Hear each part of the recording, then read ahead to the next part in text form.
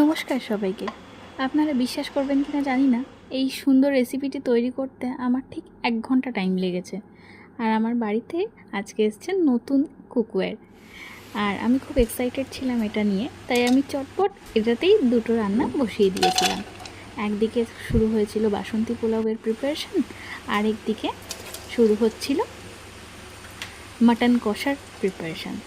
তো একদিকে আমি কাজু বাদাম ভাজা বসিয়ে দিয়েছিলাম, আর আরেকদিকে পেঁয়াজ ভাজা বসিয়ে দিয়েছিলাম। তার মধ্যে আমি চালটাকেও ম্যারিনেট করে রেখে দিয়েছিলাম নিচে পোলাওয়ের জন্য।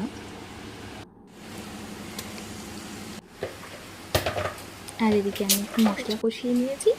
মাটনটাকে আমি ঠিক 20 মিনিটের জন্য ম্যারিনেট করে 20 মিনিটের জন্য রেস্টে রেখে দিয়েছিলাম।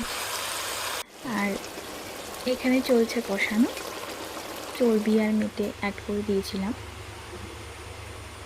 আর কুকওয়্যারগুলো খুব সুন্দর, যেহেতু হার্ড অ্যানোডাইজ ম্যাটেরিয়ালের, তো সেহেতু তলায়ও লাগেনি আর ননস্টিকের মতোই কাজ করেছে।